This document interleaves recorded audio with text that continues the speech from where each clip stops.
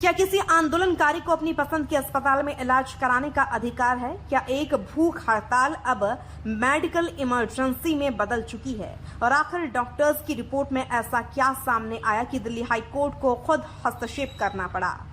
आज बात सिर्फ एक आंदोलन की नहीं है, बात एक इंसान की जिंदगी, संविधान में मिले मौलिक अधिकार और सरकार की जिम्मेदारी की है। सामाजिक कार्यकर्ता सोनम वांगचुक की तबीयत लगातार बिगड़ने के बाद दिल्ली हाई कोर्ट ने ऐसा सुझाव दिया है जिसने पूरे मामले को नया मोड़ दे दिया है। सोनम वांगचुक पिछले कई दिनों से जंतर मंतर पर अनिश्चितकालीन भूख हड़ताल पर बैठे थे। उनकी प्रमुख मांगे थी शिक्षा व्यवस्था में सुधार, नीट पेपर लीक मामले में जवाबदेही, छात्रों को संसद तक अपनी बात रखने की अनुमति, शिक्षा मंत्री की जवाबदेही तय करना। लगातार 21 दिनों तक चले अनशन के बाद उनकी तबीयत बिगड़ने लगी। स्थिति गंभीर होने पर उन्हें शनिवार को पुलिस और मेडिकल टीम की निगरानी में जंतर मंतर से सफदरजंग अस्पताल ले जाया गया। यहीं से मामला दिल्ली हाई कोर्ट पहुंच गया। हाई कोर्ट में क्या हुआ? मंगलवार को दिल्ली हाई कोर्ट में सोनम वांगचुक की पत्नी गीतांजलि की याचिका पर सुनवाई हुई। याचिका का मुख्य उद्देश्य था सोनम वांगचुक की सुरक्षा, उनके स्वास्थ्य और उन्हें बेहतर चिकित्सा सुविधा उपलब्ध कराना। सुनवाई के दौरान अदालत ने बेहद महत्वपूर्ण टिप्पणी की। कोर्ट ने कहा, हमारी राय में सोनम वांगचुक को उनकी पसंद के अस्पताल में भर्ती किया जाना चाहिए। कोर्ट ने स्पष्ट किया कि यदि उनका इलाज मेदांता अस्पताल में कराया जाता है तो उनके मौलिक अधिकारों की सबसे बेहतर सुरक्षा होगी। सुनवाई के दौरान केंद्र सरकार की ओर से सॉलिसिटर जनरल तुषार मेहता अदालत में उपस्थित हुए। उन्होंने साफ कहा, सरकार को इस बात से कोई आपत्ति नहीं है कि सोनम वांगचुक को सफदरजंग अस्पताल से मेदांता अस्पताल शिफ्ट किया जाए, लेकिन सरकार ने एक महत्वपूर्ण शर्त भी रखी। यदि उन्हें मेदांता में भर्ती किया जाता है तो अस्पताल से छुट्टी केवल डॉक्टर्स की सलाह पर ही होगी, सिर्फ मरीज की इच्छा पर नहीं। यानी सरकार ने इलाज का विरोध नहीं किया, लेकिन मेडिकल प्रोटोकॉल का पालन जरूरी बताया। सुनवाई के दौरान डॉक्टर्स ने सोनम वांगचुक की मेडिकल रिपोर्ट अदालत के सामने रखी। डॉक्टर्स ने बताया, उनके शरीर में कई चिंताजनक बदलाव दिखाई दे रहे हैं। रिपोर्ट के अनुसार ब्लड शुगर लगातार कम है, पोटेशियम का स्तर सामान्य से नीचे है, शरीर में कीटोन बन रहे हैं, व्हाइट ब्लड सेल यानी WBC कम है, हीमोग्लोबिन और प्लेटलेट्स भी सामान्य सीमा में नहीं हैं। सुनवाई के दौरान डॉक्टर्स ने अदालत को बेहद महत्वपूर्ण मेडिकल जानकारी दी। उन्होंने बताया, जब कोई व्यक्ति लंबे समय तक भोजन नहीं करता तो शरीर को ग्लूकोज नहीं मिलता। ऐसी स्थिति में शरीर ऊर्जा के लिए फैट को तोड़ना शुरू करता है। फैट टूटने पर कीटोन बनते हैं, जो लंबे उपवास की सामान्य लेकिन गंभीर स्थिति का संकेत हो सकते हैं। एम्स के डॉक्टर ने क्या कहा? एम्स की ओर से उपस्थित डॉक्टर ने अदालत को बताया, WBC कम होना सामान्य बात नहीं है। इसका मतलब है शरीर की रोग प्रतिरोधक क्षमता कम हो रही है। यदि कोई संक्रमण होता है तो शरीर उससे प्रभावी ढंग से लड़ नहीं पाएगा। उन्होंने यह भी बताया, पोटेशियम की कमी पूरी करने के लिए दवा दी जा रही है, यानी इलाज जारी है। अस्पताल में मिलने वालों के लिए भी नियम। डॉक्टर्स ने अदालत को बताया, वर्तमान स्थिति में जो भी व्यक्ति सोनम वांगचुक से मिलने जाएगा उसे मास्क, कैप, गाउन पहनना अनिवार्य होगा। इसका कारण है उनकी कम होती इम्यूनिटी। सोनम वांगचुक के वकील ने क्या कहा? वरिष्ठ अधिवक्ता अखिल सिब्बल ने अदालत को बताया, हालांकि सोनम वांगचुक के वाइटल्स फिलहाल स्थिर हैं, लेकिन लगातार निगरानी की जरूरत है। उन्होंने कहा, इलाज चलता रह सकता है, निगरानी जारी रह सकती है, लेकिन आंदोलन की भावना भी बनी रहनी चाहिए। सभी पक्षों की दलील सुनने के बाद अदालत ने सुझाव दिया, सोनम वांगचुक को मेदांता अस्पताल शिफ्ट किया जाए, साथ ही सफदरजंग अस्पताल की पूरी मेडिकल हिस्ट्री और इलाज का रिकॉर्ड तुरंत मेदांता अस्पताल को उपलब्ध कराया जाए। डॉक्टर्स का विशेष पैनल बनेगा।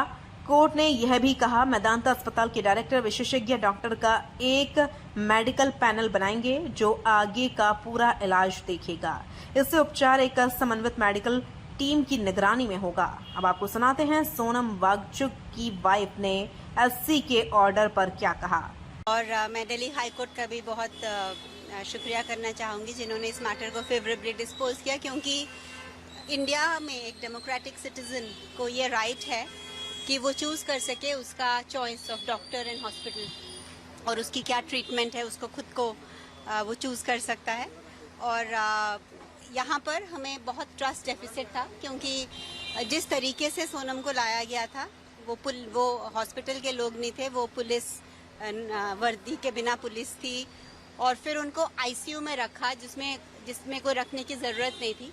पहली बात तो हॉस्पिटलाइजेशन की ही ज़रूरत नहीं थी, क्योंकि ये जो मॉनिटरिंग है ये जंतर मंतर साइड से 20 दिनों से हो रही थी और वो ठीक ठाक चल रही थी, कोई ज़रूरत नहीं थी हॉस्पिटलाइजेशन की, और ऊपर से आईसीयू में भी रखने की ज़रूरत नहीं थी।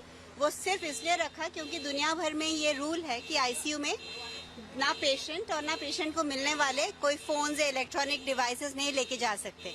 तो एक तरह से ये जैसे उनको डिटेन किया गया था ताकि वो किसी के साथ कांटेक्ट ना कर सकें, और जो बाहर के भी लोग हैं वो अपने मोबाइल्स अंदर नहीं ले आ सके। तो उन्होंने वो आज लेटर दी, प्लस जो भी उनके पैरामीटर्स थे, कैन वी वेट, और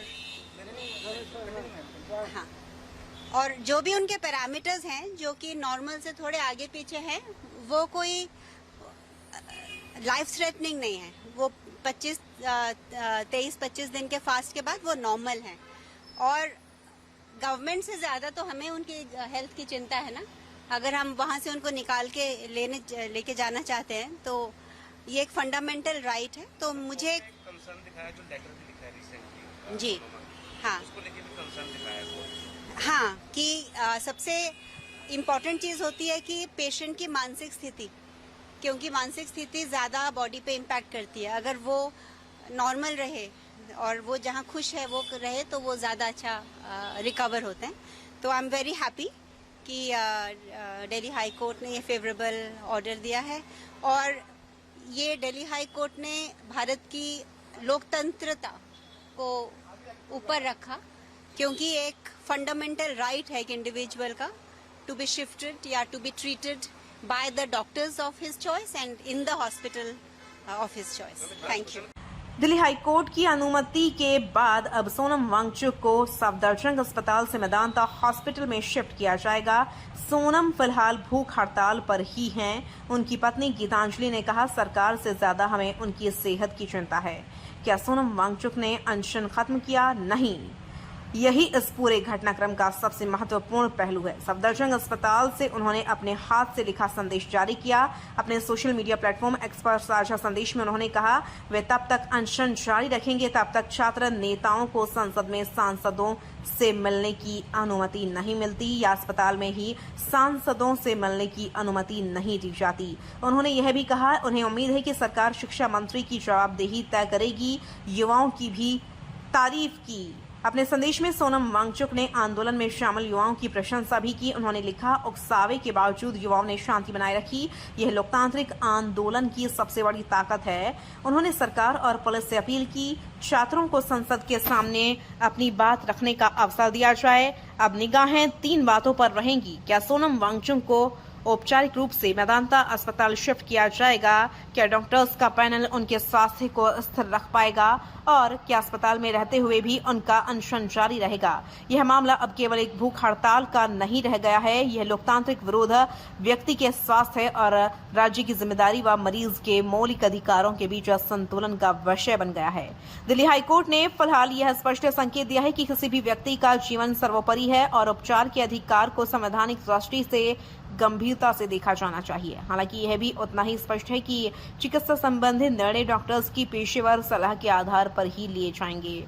अब पूरे देश की नजर इस बात पर होगी कि चिकित्सा, आंदोलन और प्रशासन, इन तीनों के बीच आगे क्या संतुलन बनता है।